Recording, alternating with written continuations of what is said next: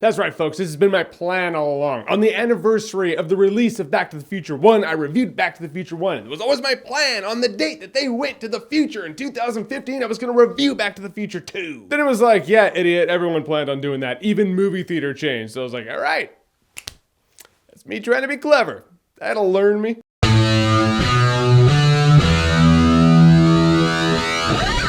Back to the Future Part 2. And I'm going to talk about some spoilers in Back to the Future 2. If you haven't seen Back to the Future 2, you're gonna know some stuff about the plot. So Back to the Future 2, by its title, is a sequel to Back to the Future 1. It starts out a couple minutes before Back to the Future 1 ended. They refilmed the segment, which I love, because Doc picks up Marty and Jennifer, and he's like, roads, where we're going, we don't need roads. Then in this one, when they refilmed it in Back to the Future 2, he's like, roads, where we're going, we don't need roads. He just slaps those glasses down. I was like, Doc, making it sexy. Then he takes off and flies. All right, I have figured this is my own little fan theory, which means it's out there on the internet because every theory ever is on the internet, but this is my thing. We obviously don't have flying cars. Here's why. Because when Doc's DeLorean took off and flew, someone in that neighborhood who saw him like Biff saw him do it, saw that and he was like, ooh, flying cars, that's a good idea. Oh my gosh, I'm gonna work on that. And that person who saw the DeLorean fly in 1985 came up with the device that would make cars fly in 2015. So because he saw cars fly, he made cars fly. Because he made cars fly, the DeLorean can fly. It is a paradox. And that's why they have it, but because it didn't happen for us, that's why we don't have it. It's solved. Now, the plot of this movie is ultimately supposed to be a one-shot in and out thing. Doc takes Marty to the future. He's like, all right, your kid's gonna do something dumb with Griff, which is Biff's grandson. Don't let him do it. And they were just gonna be out of there. But Marty has a brilliant ass idea. This is the idea I would have. He buys a sports almanac from the future that shows all the sports winnings up to the year 2000. He's gonna bring it back and make a couple bets. I would absolutely do that. All right, anyone out there who might come up with time travel, I'm sure you're in it for the science, which is all great and fantastic. I'll be your morally ambiguous co-pilot. I'll get the almanac for you. Don't rat me out, we'll split it 50-50. How about that? But the plan backfires. Old Biff gets a hold of this thing and goes into the time machine, gives it to his younger self, and then 1985 is completely screwed because now Biff is super rich and he's married to Lorraine. He's Marty's stepfather. And so they have to go back to 1955 and fix that. So ultimately, this movie is the future and then an alternate 1985 and then back to 1955. So let's go back to the original Back to the Future for 1 second. Ultimately, that movie was pretty stationary. Marty's trapped in 1955. He needs Doc's help to get back to 1985. Pretty simple. And he screwed up some stuff, so he needs to fix it. Back to the Future 2 has a lot more happening in it. It's one of the things that makes me look at Back to the Future 1 as a superior movie to 2. Which is funny because when I was a kid, I loved Back to the Future 2 more than Back to the Future 1. Now as an adult, Back to the Future 2 is my least favorite Back to the Future movie. Not to say it's bad. It's an excellent movie. It's a great time. You should definitely watch it. Watch the first one first if you haven't, because that'd be crazy if you haven't. But if you haven't,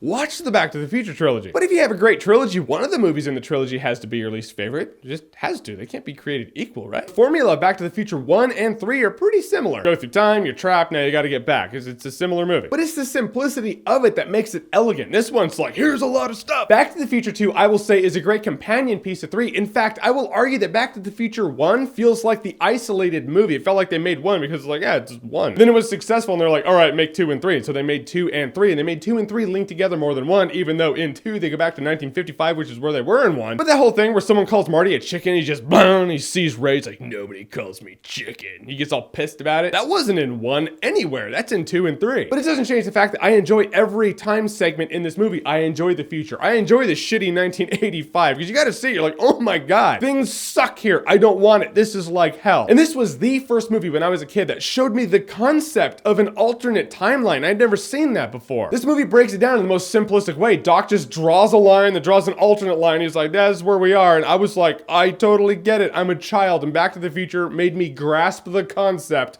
of alternate timeline. And when they go back to 1955, I feel like that whole segment is like fan service to people who loved the first one. It is fun seeing him have to get this almanac back from young Biff, but dodge himself and Lorraine and the bullies and Biff. It's just, he's ultimately this wild card in a scenario that has already played out. Really cool to see, but you're like, I feel like I just saw this because you did just see it. Because you just watched the first one before watching this one because you're marathoning the trilogy because that's what people do. The cliffhanger in this movie is brilliant though. I loved the way this movie ended. Doc is in the DeLorean, gets struck by lightning, boom, just goes through time. Marty's like, oh my God. And Doc, being the Doc, found a way to communicate with Marty and let him know he's in the West. And so Marty's like, there's only one man who can help me now. And it shows the end of Back to the Future 1, and the DeLorean's racing towards the clock tower, and the clock is ticking, and the lightning's gonna strike, and it's one of my favorite segments in movies ever. But you have to see this through Doc's point of view, honestly. You've been hanging out with this kid all week long, trying to get him back to 1985, back to 30 years in the future, back to his time. Boom, it happens, you're dancing in the fire, and you're like, mission accomplished, and then boom, he runs around the corner. Marty appears right in front of you. He's like, Doc, yeah, you just sent me back to the future, but I'm back. I'm back from the future. What is there to do other than to pass out right there on the spot, which is exactly what Doc does? Guys, Back to the Future 2, I always saw as like the darkest of the Back to the Future trilogy. I mean, George McFly was murdered by really corrupt rich Biff, which the trilogy never really explores that. When he gets back home and he sees Biff, Marty never really is like, you have it in you to kill my father if the circumstances were right. You truly are an asshole. But then you can argue like, well, if the circumstances were lined up to make Marty a dick, Marty could be capable of some really twisted shit too. Who knows? Especially if someone calls him chicken. Nobody calls me chicken needles. Nobody! 2 is a wonderful adventure. It's a great addition to the Back to the Future trilogy, and it's an awesome companion piece to 3. It sets up things that you don't see until 3. There's an event that happens in Marty's life that ultimately screwed up his future. They touch on it in the first half of Back to the Future 2. You don't even see that scenario until the end of 3. And in the end, as Back to the Future 2 is my least favorite of the Back to the Future trilogy, Back to the Future 2 is most certainly still worth buying on Blu-ray. And after today, every segment in Back to the Future 2 will all take place in the past. Alright guys, so Back to the Future 2, have you seen it? What did you think about it? How does it compare to the rest of the Back to the Future trilogy for you? Whatever you think, comment below, let me know. And as always, if you like what you've seen here and you want to see more, click right here to see more.